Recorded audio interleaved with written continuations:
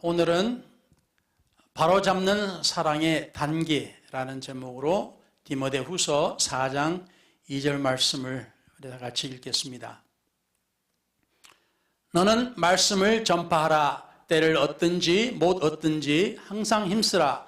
범사에 오래 참음과 가르침으로 경책하며 경계하며 권하라. 아멘.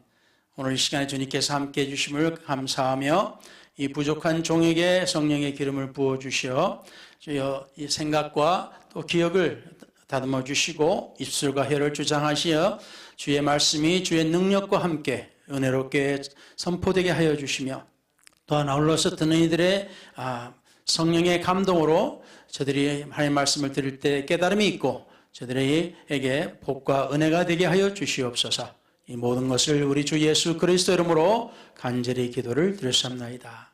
아멘. 네, 앉으셔도 감사하겠습니다. 오늘 말씀을 준비하는 데 있어서 이 말씀을 어떻게 전해야 되나 좀 고민도 좀 했습니다. 이게 여러 가지 좋은 정보들이 많이 있는데 사실상 이런 정보들을 그냥 전하려면은 이게 무슨 또 학교에 무슨 강사같이 그냥 따분하게 딱딱하게 들릴 수가 있어가지고 제가 좀 염려가 됩니다만 우리 하나님께서 이런 말씀을 통해서 우리에게 은혜가 되게 하도록 해주셨으면 감사하겠습니다. 그래서 오늘은 우리 하나님의 말씀이 우리를 가르친 대로 바로 잡는 것에 대해서 거기에 대해서 여러 가지 좀 단계가 있다는 것을 우리가 한번 살펴보겠습니다. 우리가 모두 잘 아다시피 하나님은 사랑의 하나님이십니다. 예, 아멘. 아멘. 그래서 이 사랑하는 것에 있어서도 이 바로 잡는 것이 또 있습니다. 여러분도 들어보셨을 겁니다. 사랑의 매라고, 그렇죠? 예, 사랑의 매. 그래서 rod of love, 뭐 하여튼 그런 것이 보통 우리가 이야기를 하는데 그 히브리서 12장 6절에 보시면은 주께서 그 사랑하신 자를 징계하시고 그가 받아들이시는 아들마다 채찍질 하심이라. 해서 우리 하나님께서는 우리를 가르치실 때 때로는 우리에게 아픈 일도 겪게 해주신다 라는 그러한 것을 우리가 이해할 수가 있습니다. 그리고 또한 잠언에서도 3장 12절에 대저 여호와께서 그 사랑하신 자를 징계하시기를 마치 아비가 그 기뻐하는 아들을 징계함 같이 하시느니라. 그래서 사랑을 하면은 당연히 징계 또는 매 같은 것이 따른다는 것을 우리가 알 수 있습니다. 우리가 세월이 좀 지나면서 우리가 학교에서도 우리가 배울 때 학교가 좋지만 때로는 세상에서 가르치는 것이다 보니까 하나님 말씀하고 좀 다를 때가 좀 있어요. 그래서 보면은 아예 이제 오늘날에는 아예 매를 들지 못하게끔 만드는 그러한 상황을 만들어 버렸습니다. 그래서 자칫 잘못하면은 누가 고발하면은 당장 와서 그냥 애들을 뺏어가 버리는 참 희한한 세상이 돼 버렸어요. 그래서 징계하는 것은 참 힘듭니다. 지혜롭게 우리가 해야 되는데 하나님의 말씀 안에서 우리가 도움을 받았으면 합니다. 그래서 오늘 핵심 본문이 디모데후서 4장 2절 우리가 읽은 이 말씀인데 우리가 오래 참고 또 가르침으로써 경책하고 경계하고 권하라 이런 말씀이 있는데 여기에 이제 세 가지를 말씀하셨습니다. 첫째 경책 또는 책망, 그리고 경계, 그리고 권면 이 세 가지가 있습니다. 그래서 때로는 뭐 가르치는데 뭐 이렇게 징계하는데 뭐 이렇게 단계가 많은가라고 생각할 수 있습니다만은 세상 살다 보니까 모든 것이 다 간단하지가 않아요. 때로는 모든 것이 그 흑백으로 다 나눠져서 무엇이 희고 무엇이 검고 그렇게 우리가 됐으면 좋은데 세상에 살다 보니까 완전히 흑백이 아닌 때도 많이 있는 것을 우리가 봅니다. 그래서 어쨌든 간에 하나님의 말씀에는 바로 잡는 것에도 강도가 다르다는 것을 의미를 합니다. 그래서 가장 부드러운 것부터 가장 엄한 것까지 하나님의 바로 잡는 단계, 사랑의 단계를 보고자 합니다. 첫 번째는 부드럽게 하나님께서 인도해 주시는 것을 우리는 봅니다. 보통 권면이라고 하는데 하나님의 이 바로잡음의 첫 번째 단계가 이 부드러움입니다. 여러분들도 지금 하나님을 믿은 지가 좀 되셨으면은, 세월이 좀 지났으면은 하나님께서 우리를 어떻게 대하셨는가를 우리가 보통 이해를 하죠. 하나님께서 항상 밤마다 우리한테 나타나가지고 너 오늘 뭐 했냐, 왜 잘못했냐, 안 그러시죠? 그래서 우리 하나님께서 우리를 대하실 때 이제 부드럽게 항상 대해 주시는 것을 알 수 있습니다. 지금 또 생각해 보니까 구약의 그 아주 가장 능력이 많이 나타났던 그 선지자가 한때는 이제 도망가서 하나님의 뜻을 찾는데 강풍이 오고 지진이 오고 뭐 불이 오고 그렇게 지나갔어도 항상 그 뒤에 조그마한 목소리, 하나님의 목소리가 있었다라는 것을 우리는 성경에서 봅니다. 그러니까 하나님의 말씀은 항상 강하게만 나타나는 것이 아니에요. 항상 부드럽게 우리에게 항상 말씀을 해 주십니다. 아멘. 그래서 그 양들을 성경에 보면 많이 비유했습니다. 우리 성도들을, 하나님의 성도들이 양과 같다라고 비유를 많이 하셨는데 그 양을 칠 때는 찾아보니까 그 목자는 양을 그 이끌지 소처럼 막 몰고 가는 것이 아니라고 합니다. 그러니까 양들은 주인의 목소리를 듣고 따라간다라고 하였어요. 그래서 그와 같이 하나님께서도 우리를 인도해 주시기를 원하십니다. 우리를 막 그냥 회초리로, 막대기로 우리를 막 벌하시면서 이리 가라 저리 가라 막 몰아 가시는 분이 아니시라는 것을 우리는 알 수가 있습니다. 그래서 데살로니가 전서 5장 11절에도 그러므로 피차 권면하고 서로 세워주기를 너희가 하는 것 같이 하라 해서 말씀을 했고요. 또한 데살로니가 전서 5장 14절에 보면 또 형제들아 너희를 권면하느니 게으른 자들을 경계하며 마음이 약한 자들을 격려하며 힘이 없는 자들을 붙들어주며 모든 사람에게 오래 참으라 라는 말씀을 해주셨습니다. 결국 사람들을, 부모가 자식들을 이끌 때도 마찬가지고 또는 교회 목사가 성도들을 이끌 때도 사실 마찬가지로 성경에서 우리가 볼 수가 있습니다. 그리고 두 번째로 우리가 볼 때 훈계라고 볼 수가 있는데요. 그것은 부드러운 격려에 반응하지 않을 때 하는 것이라고 볼 수가 있습니다. 그래서 이 헬라어로 보면 누데테오라고 하는 말인데요. 이제 이 말을 보면은 그 마음에 넣어주다, 즉 경고하면서 가르친다라고 합니다. 그래서 이 골로새서 3장 16절에 그리스도의 말씀이 너희 속에 풍성히 거하여 모든 지혜로 피차 가르치며 권면하고 시와 찬송과 신령한 노래를 부르며 감사하는 마음으로 하나님을 찬양하라 라는 말씀을 주셨습니다. 그래서 권면하다라는 말이 있는데 가르치면서 동시에 훈계를 하는 그러한 것을 우리가 볼 수 있습니다. 사도 바울께서 말씀하신 걸 보면은 그 글에서 보시다시피 때로는 3년 동안 밤낮으로 눈물로 기도하며 훈계했다 그랬습니다. 그래서 이 훈계라는 것은 차갑거나 무정한 것이 아니고 따뜻한 사랑으로서 염려하는 마음으로서 저들을 대하는 말을 하는 것이라 우리가 볼 수가 있습니다.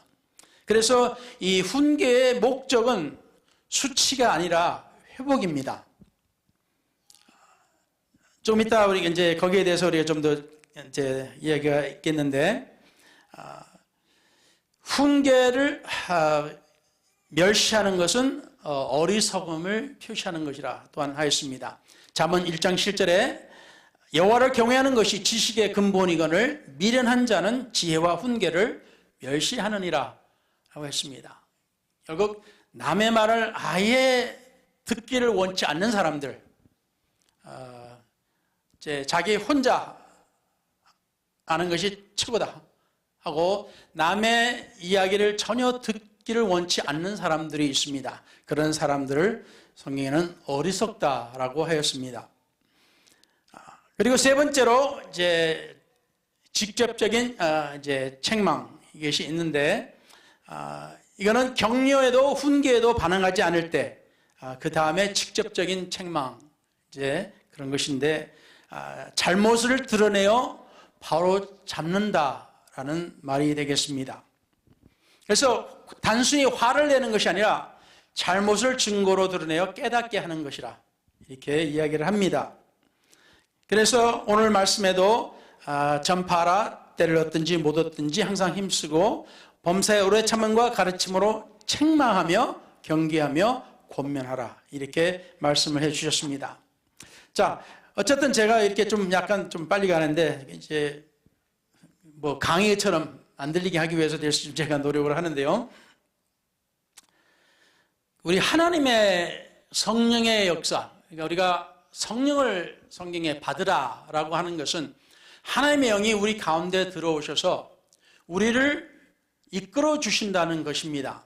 우리에게 항상 말씀해 주시고 우리에게 어떤 길로 가야 될지 이끌어 주신다는 말씀이면서, 그래서 우리를 하나님의 뜻이 어딘지, 하나님의 말씀이 어떤 것인지 우리에게 깨우쳐 주고 우리를 깨닫게 해서 그 길을 갈 수 있도록, 스스로 갈 수 있도록 인도해 주는 것을 우리는 볼 수 있습니다. 그래서 하나님의 성령은 우리 죄를 드러내시기도 합니다. 그래서 드러내시기도 하지만은 중요한 것은 그것은 우리를 멸망시키고자 하는 것이 아니고 우리를 회개로 이끌기 위해서라 하셨습니다. 그래서 잠언 27장 5절에 숨기는 사랑보다 드러내놓고 책망하는 것이 나으니라 하였고, 요한복음 16장 8절에 그가 와서, 성령이 오셔서 죄에 대하여 의에 대하여 심판에 대하여 세상을 책망하시리라. 그래서 하나님의 성령을 받게 되면은 우리에게 하나님의 우리 모든 인간에게 주신 그 양심을 깨우쳐 주셔서, 일깨워 주셔서 우리가 그 하나님께서 주신 그 마음, 성경에 보면 우리는 하나님의 형상대로 지음을 받았다고 기록되어 있습니다. 그래서 우리 얼굴이 하나님의 형상대로 닮았다는 소리가 아니고, 우리 얼굴이 뭐 미남이고 미녀고 뭐 못생기고 그런 것이 아니라 우리가 하나님의 형상을 닮았다는 것은 그 하나님의 그 마음을 우리가 닮게 된다는 말씀이에요. 그러니까 하나님의 성령이 우리에게 들어오시고 우리가 물과 성령으로 거듭나게 되면은 결국 우리 마음이 하나님과 같이, 소위 말하는 크리스찬, 다시 말하면 그리스도인 같은 그런 사람을 하나님께서 우리를 만들어 주시고자 하시는 겁니다.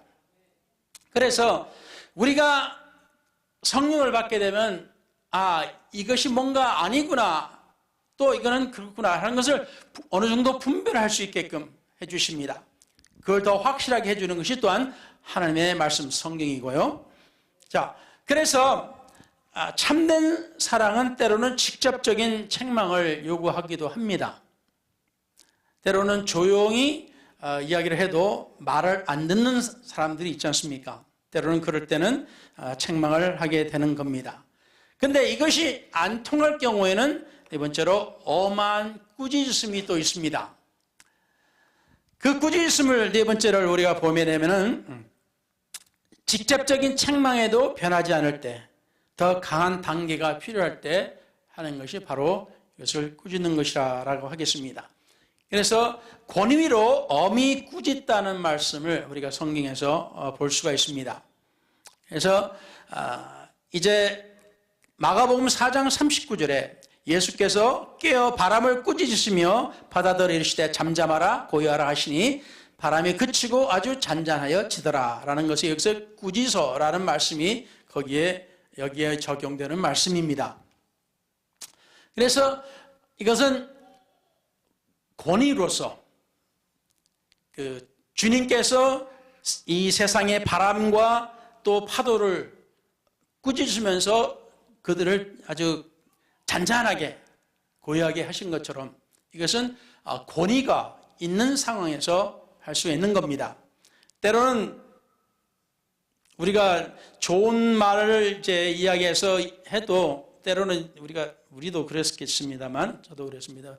속으로 네가 뭔데 그러죠? 네가 뭔데?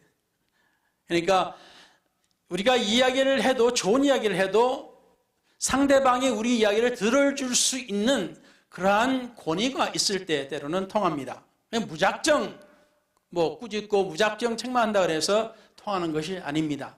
상대방이 조금 두려워할 수 있는 그러한 권위가 있는 사람으로부터 들어야 이것이 때로는 효과가 있다 할 수 있습니다.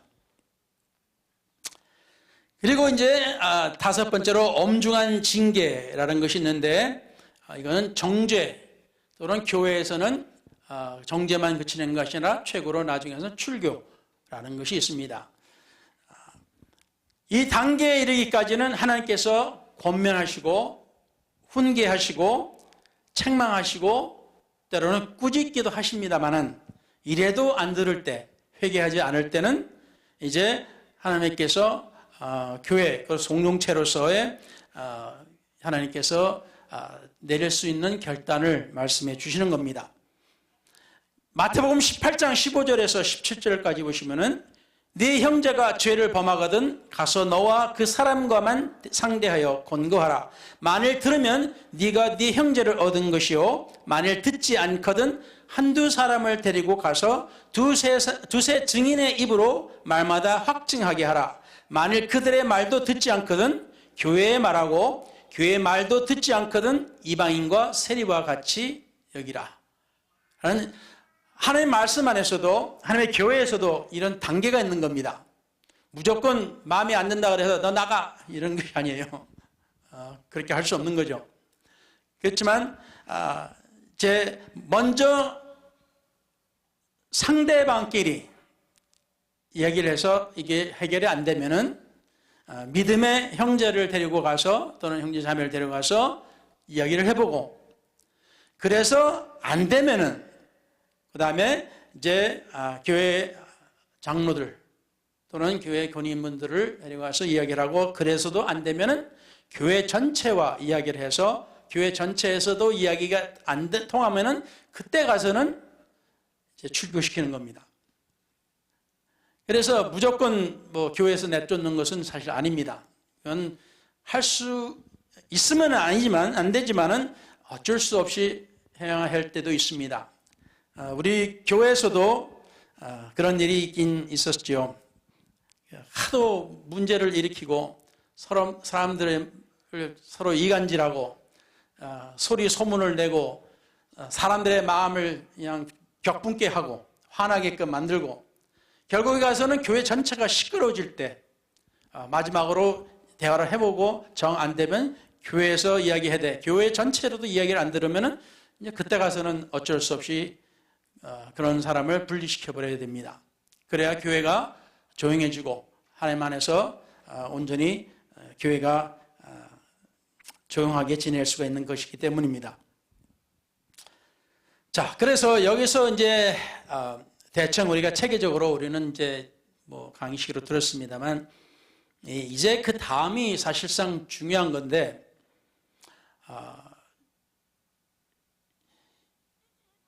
오늘 이 말씀 가운데서 이제 이 권면 또는 책망 또는 이런 것에 적절한 때와 장소가 있는 것을 우리는 봐야 됩니다.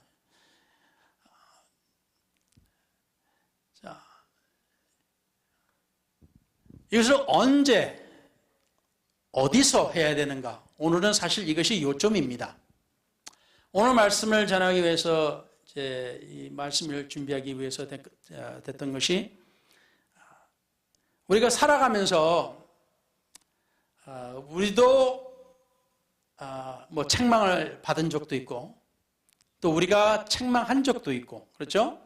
우리가 꾸짖음을 들은 적도 있고, 우리가 사람들을 꾸짖은 적도 있고, 주고받고 한 때도 있는 것을 우리가 경험했을 줄로 믿습니다. 우리가 세상에 살다 보면은. 근데 좀 전에 말씀을 드린 것처럼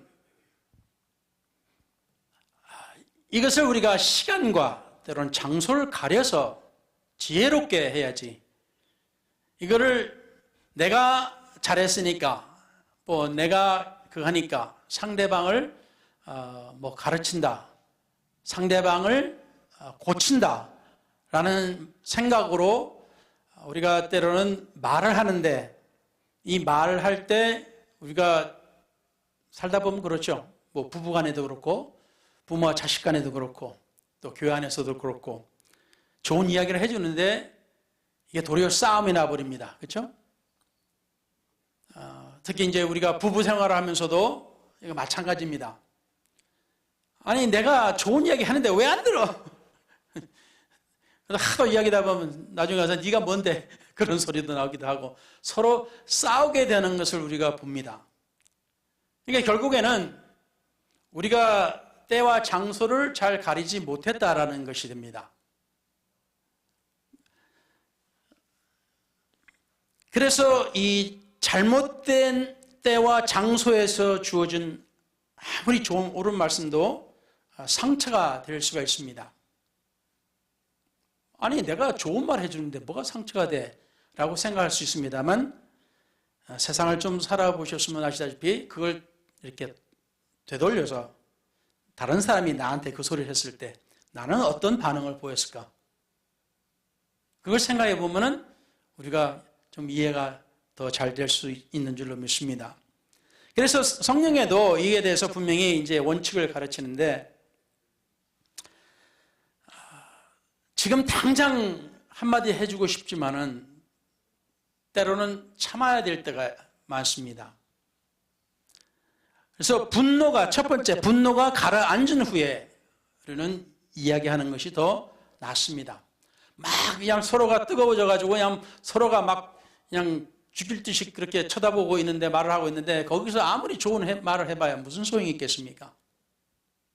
그러니까 좋은 말을 하려면은 옳고 그런 것을 따지려고 한다면은 지금 당장이 아니라 때로는 기다렸다가 좀 더 화가 좀 더 누그러지고, 이제 영어로는 센스가 돌아왔을 때, 내가 내 정신이 다시 되돌아왔을 때, 그때 이야기를 해야 되지, 상대방이 들을 수 있고, 또 그때 내가 들어야 내가 또 받아들일 수 있는 것이 아니겠습니까?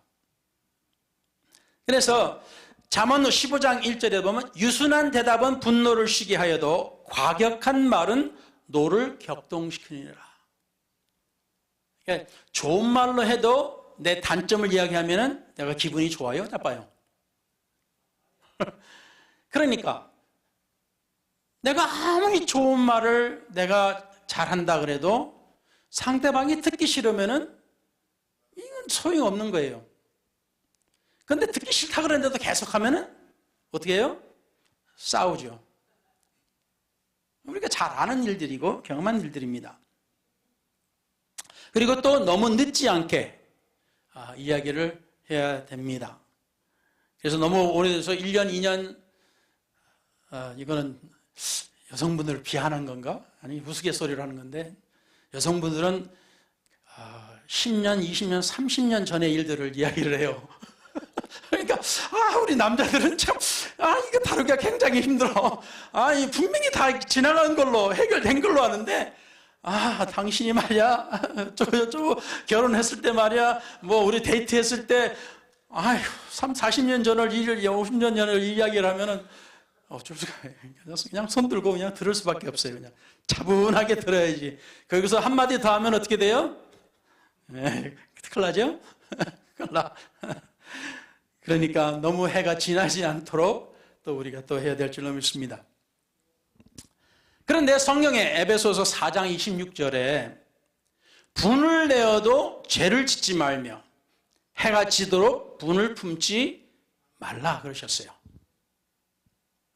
이게 하나님을 믿으니까 이게 참 좋더라고요. 하나님을 믿으니까 화가 엄청나게 나. 막 쌍욕이 나고 싶어도 쌍욕해야 돼요, 안 해요?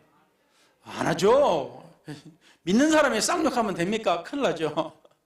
근데 막 그냥 과거 같은 막 그냥 욕을 할 것 같은데도 불구하고 꾹 참고 있는데, 근데 이것이 시간이 지나고 다음날 가면 언제 그러냐시피 될 때가 있잖아요. 하나님 믿으니까 이렇게 좋더라고요. 그러니까 하나님을 믿으니까 이해를 하게 되는 거예요. 내가 왜 그랬지? 내가 왜 화냈지? 내가 그때는 화를 내는 것이 아니었는데. 이런 그 하나님의 성령이 우리에게 해주시는 말씀을 우리가 듣게 되니까 그 잠자는 동안 또는 잠자기 전에 후에 그것이 생각이 나니까 내가 바꿔야 되겠구나 라는 생각이 들게 됩니다. 이것이 정말로 하나님 믿는 사람들에게 가장 좋은 혜택 중에 하나더라고요. 자, 그래서 때로는 말씀드렸지만 하나님 믿는 우리도 이런데 하나님 믿지 않는 사람은 사실 어떨까? 하나님 믿지 않으면서 40년, 50년 이렇게 막 오랫동안 같이 사는 부부들 보면 대단하다. 그러죠. 대단하게 생각이 됩니다. 자, 그래서 그 다음에 우리가 생각하는 것이 우리가 어느 곳에서 어떤 장소에서 해야 되느냐. 이게 사실 중요합니다. 이게 굉장히 중요해요. 그래서 가장 중요한 것이 먼저 상대방이 딱 둘이 있을 때, 그때 사실 해결을 하는 것이 가장 좋습니다. 근데 때로는 이런 게 있잖아요. 잠언 25장 8절 9절에도 이런 말씀이 있어요. 너는 경솔히 나가서 다투지 말라. 마침내 네가 이웃에게 욕을 당할 때 네가 어떻게 하겠느냐. 너는 이웃과 다투거든 변론만 하고 남의 은밀한 말은 누설하지 말라. 화가 나면 어떻게 해요? 당신이 과거에 어쩌고 저쩌고 그냥 별의별 안 좋았던 것들을 다 이야기를 해버려요. 근데 이것이 도움이 됐습니까? 전혀 안 됐죠. 그렇죠?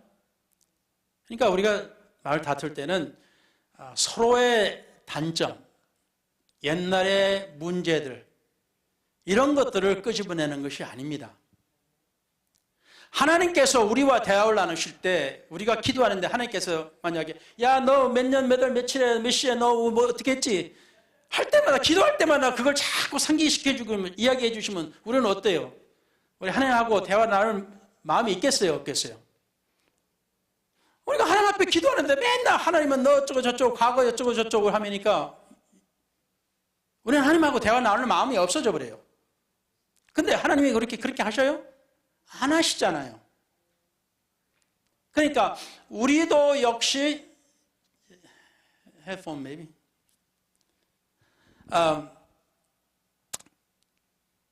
우리도 역시 상대방과 어떤 문제가 있을 때 이야기를 우리가 하려면은 과거의 어떤 문제, 단점 이런 것들을 끄집어내는 것이 아닙니다. 그러니까 수치를 주게 되면, 다시 말하면 공개적인 자리에서 특히 먼저 책망하는 것은 상대를 수치스럽게 하고 상대방을 방어적으로 만들어버립니다. 내 자신을 보호하려고 그래요. 그렇죠? 우리가 그렇잖아요. 남이 나에 대해서 다른 사람들 앞에서 나에 대해서 막 뭐라고 그러면 어떻게 해요? 나는 먼저 그 말이 옳든 틀리든 먼저 우리는 뭐예요? 내 자신을 보호해버리죠. 그와 마찬가지로 우리도 상대방의 어떤 이야기를 할 때 사람들 많은 데서 막 공개적으로 뭐 당신이 어쨌고 저쨌고 막 이렇게 이야기하면 어떻게 돼버려요? 딱 우리는 말을 안 들어버려요. 그때부터는 딱 끊어버리고 내 변명을 해버립니다. 그때부터는. 그리고 어떻게 또 나와요?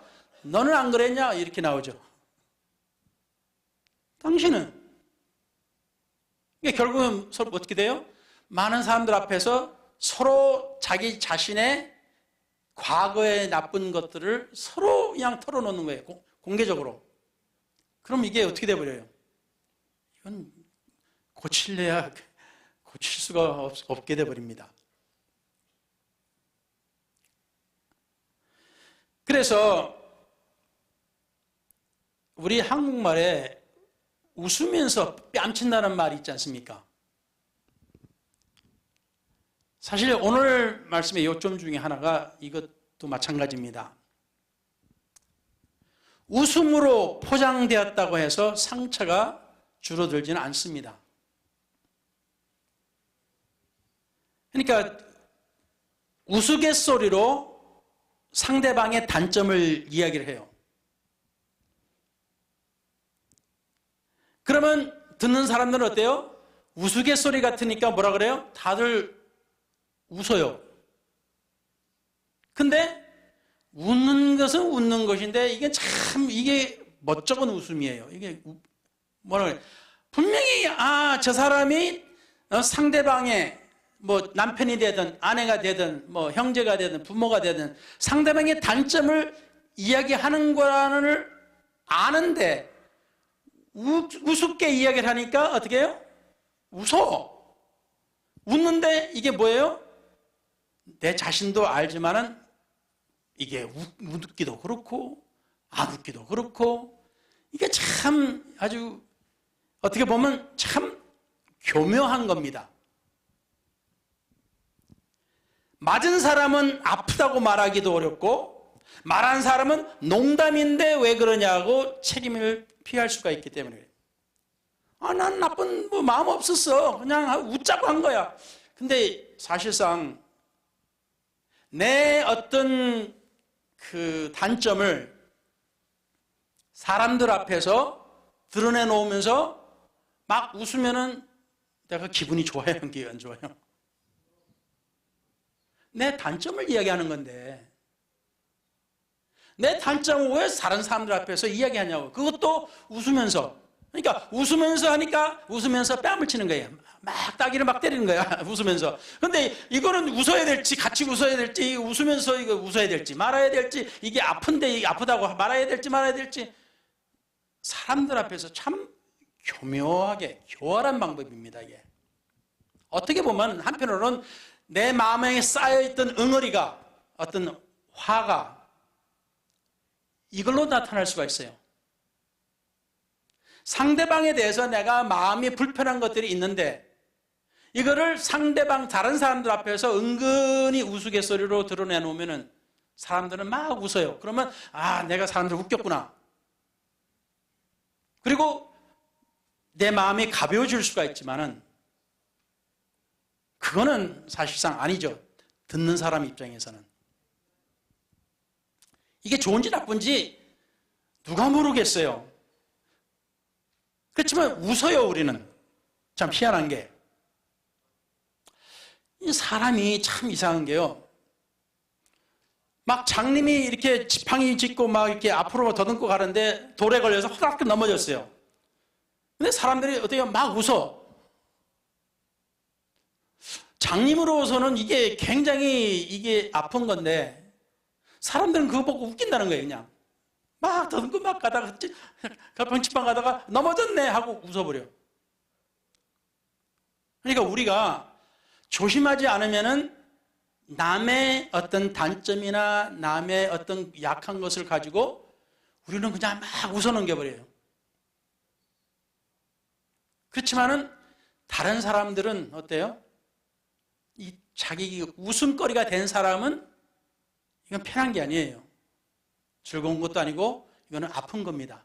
상처가 되고 이 상처는 오래 갑니다. 단둘이 있을 때 받은 상처도 오래 가는데 20년, 30년, 40년 그렇게 가는데 공개적으로 그런 웃음을 당했을 때는 어때요? 이건 평생 안 잊혀집니다. 평생 안 잊혀져요.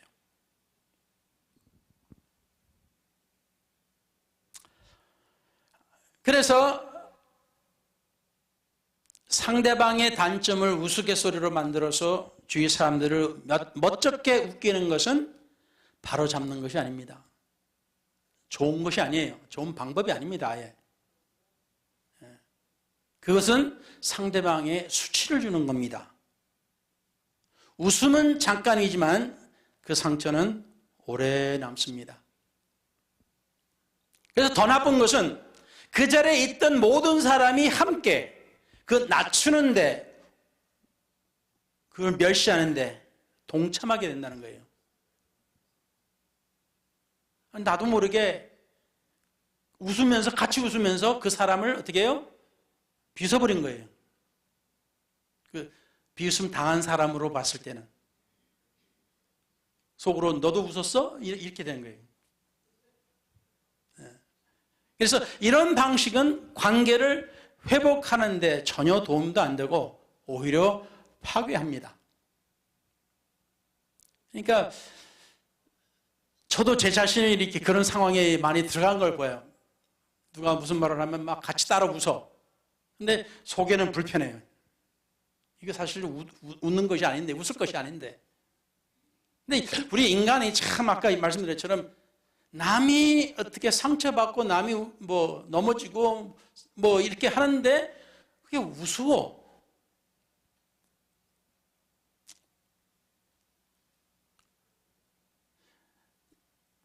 누가 어떻게 그 간혹가다 개그를 한다 그러죠?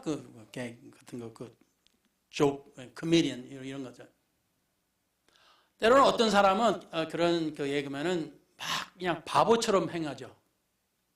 멍청한 사람처럼. 얼굴도 이상하게 막 만들고.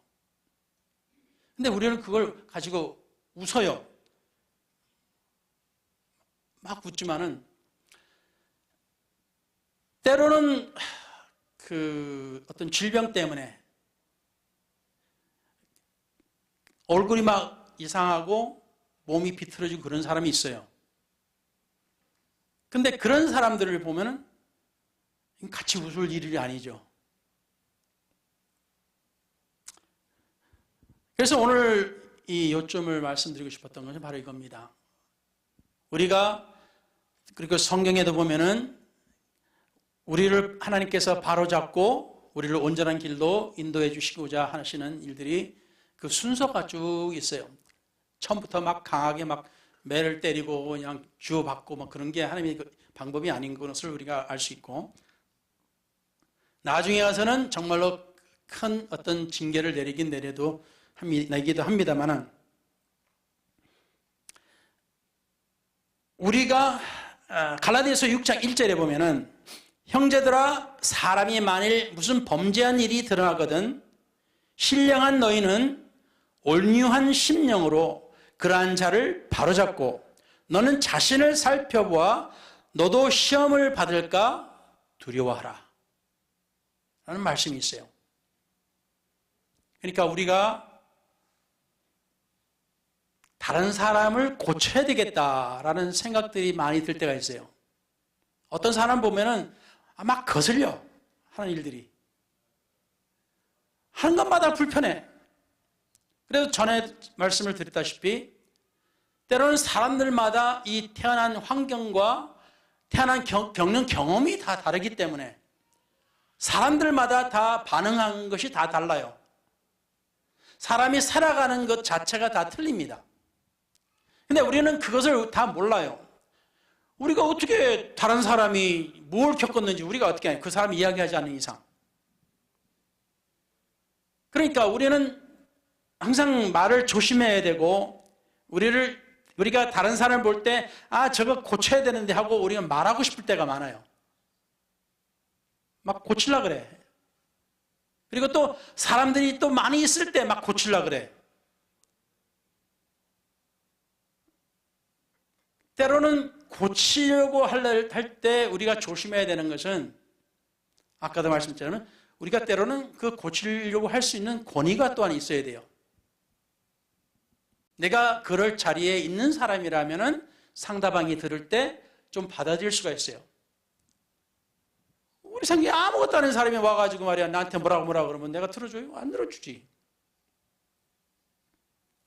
그리고 또 그것을 사람들이 많은데 공개적으로 그거를 막 가르친다?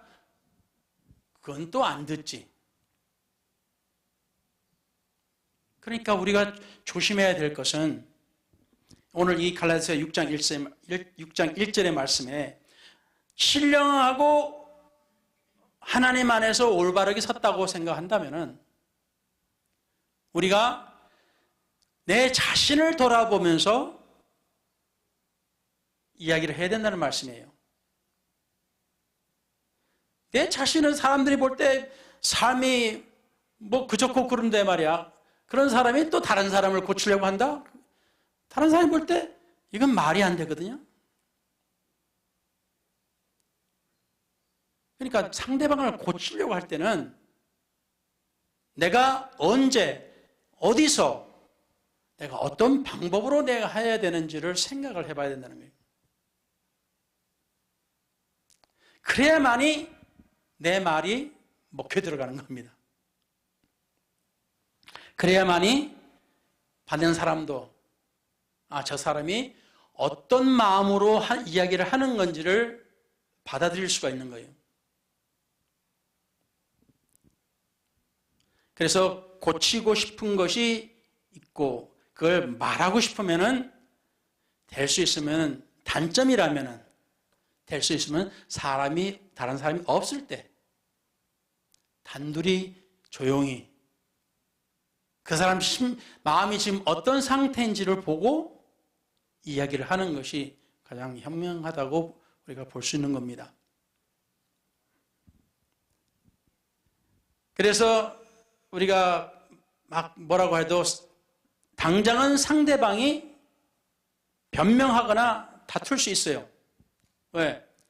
나에 대해서 안 좋은 말을 하는데 내가 잘못됐습니다 막 울고불고 안 하네. 그런 마음이 없어요. 내에 대한 잘못을 이야기하는데 그걸 좋아할 사람이 세상에 한 사람도 없거든요. 그러니까 만약 그런 이야기를 하려면은 조심스럽게 이야기해야 되고 먼저 기도를 했어야 되고 그리고 그 사람이 어떻게 받아들일 수 있는지 조심스럽게 말 자체를 잘 골라서 이야기를 해야 됩니다. 말을 막 함부로 하면 아무리 좋은 말도 이게 잘 들릴 수가 있어요. 그래서 단둘이 있는 자리에서는 처음에는 나도 내 자신에 대해서 막 변명하고 하지만은 첫째는 내가 내 체면을 지킬 필요가 없어요. 다른 사람이 없을 때는. 주위의 사람들의 시선이 나를 보지 않을 때는, 없을 때는 사람인 비로소 자신의 내 속을 솔직하게 볼 수가 있고 생각할 수가 있습니다. 그렇지만 공개적인 자리에서는 이 우스갯소리로 막 뺨을 때린다든가 책망하는 것은 상대방으로 하여금 그 내용이 어떤 내용인지 보다도 내 체면이 중요해요. 내가 어떻게 보이는지, 내가 괜찮은 사람으로 보이고 싶어 하지, 내가 맨날 저런 아주 그냥 사람들이 보기에 아주 안 좋은 단점만 있다는 사람으로 보기를 원치 않잖아요, 우리는. 그러니까 내가 이야기할 때는 항상 저 사람이 내가 단점만을 이야기하는 사람이 아니구나. 그런 게 있잖아요. 당신은 맨날 나의 나쁜 점만 이야기한다고.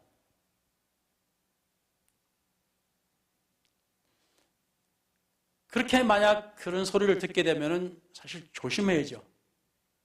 내가 내 상대방의 안 좋은 말, 듣기 싫은 말만 내가 하는구나. 그러니까 내가 말을 하면은 이 사람한테는 항상 상처구나. 이런 것을 우리가 이해를 해야 된다고 봅니다. 그렇지만 사적인 자리에서는 권면은 비록 처음에는 저항이 있을지라도 결국 그 말이 마음에 깊이 남습니다. 상대방이 나를 배려해 주면은, 나를 생각해 주면은 그것이 이렇게 눈에 보이잖아요. 저 사람이 나를 생각해서 하는구나. 그것을 우리는 중요하다고 봅니다. 그래서 요약하면은 바로잡을 때는 올바른 단계만큼이나 올바른 때와 장소가 중요한 겁니다. 분노가 가라앉은 후 너무 늦지 않고 상대방이 들을 수 있을 때 단둘이 수치 없이 온유한 심령으로 그것이 바로 하나님의 바로잡음을 닮은 방식이라 하겠습니다. 제가 이걸 설교하면서도 제 스스로 지금 저 혼자도 그래요. 너나 잘해라. 저도 목사이지만 저도 많이 변했다고 하지만은 그래도 아직까지 저도 인간이니까 변할 게 참 많아요. 볼 때. 그래서 이 말씀을 준비하면서도 그래 나도 조심해야지. 특히 성도들한테 목사가 한마디 잘못하면은 이거는 때로는 이게 힘들어요. 이게 되돌아담기는 굉장히 힘들어. 그러니까 사랑하는 우리 성도님들도 바로잡기 위해서는 또 다른 사람이 더 좋은 사람이 되게 하기 위해서는 첫 번째 부드럽고 다정한 권면, 그 다음에는 경고하면서 가르치는 훈계, 그 다음에 잘못을 드러내면서 깨닫게 하는 책망, 때로는 권위로 엄히 꾸질 수 있다면 꾸짖고, 다섯째 가서는 공동체로부터의 어떤 분리나 엄중한 선언, 이런 것이 이제 필요한 것을 성경에서 볼 수가 있습니다. 그래서 오늘 말씀처럼 책망하며 경계하며 권면하되 오래 참음과 가르침으로 하라 라는 말씀을 우리가 오늘 보았습니다. 그래서 이 바로잡고자 하는 것 또는 내가 하는 말은 이 최종 목적이 벌이 아닙니다. 내가 저 사람을 버려야지. 때론 그럴 때 있잖아요. 너 나한테 상처 줬지? 그래, 나도 너한테 상처 줘야지. 이런 게 있잖아요. 당신이 나한테 상처되는 말을 했는데 나도 언젠가는 당신한테 상처 주는 말을 해야지. 그렇지만은 하나님 안에서는 그 방법이 아니라 온유한 마음으로 또 사랑하는 마음으로 우리가 궁극적으로 하나님 안에서 우리가 함께 해야 되니까 우리가 사랑하는 마음으로 우리는 평안함에서 우리가 회복되어야 될 줄로 믿습니다. 우리 모두가 다 회복되어야 될 줄로 믿습니다. 왜냐하면 우리 모두가 다 상처받은 사람들이기 때문에 그래요. 아무리 좋은 가정에서 태어나고 자랐다 할지라도 다 사람마다 상처가 있어요. 그 받은 상처가 있기 때문에 우리는 회복되어야 됩니다. 그래서 주님 안에서 회복되는 방법이 바로 이렇다는 것을 기억해 주시고, 그리고 우리가 남을 가르치려고 하면은 먼저 조용히, 사람들 앞에서 하지 말고 조용히 둘이서, 이것이 우리에게 지혜로운 것인 줄로 믿습니다. 아멘. 아멘. 시편 30편 8절 9절 말씀으로 마치겠는데요. 내가 네 갈 길을 가르쳐 보이고 너를 주목하여 훈계하리로다. 너희는 무지한 말이나 노새같이 되지 말지어다. 그것들은 재갈과 굴레로 단속하지 아니하면 가까이 오지 아니하리로다. 그래서 우리가 고집불통같이 안 들을래요? 난 내 뜻대로 할래요? 그러면 그냥 가망이 없지만은 정말 우리가 더 좋은 사람이 되고 더 나은 사람, 더 훌륭한 사람, 또 사랑받는 사람, 존경받는 사람이 되려면은 우리는 하나님의 그 따스한 사랑의 그 훈계와 또 다른 사람들의 그 좋은 훈계를 상처 없이 받을 수 있도록 했으면 좋겠습니다. 자, 다 같이 기도하겠습니다. 전능하신 우리 하나님,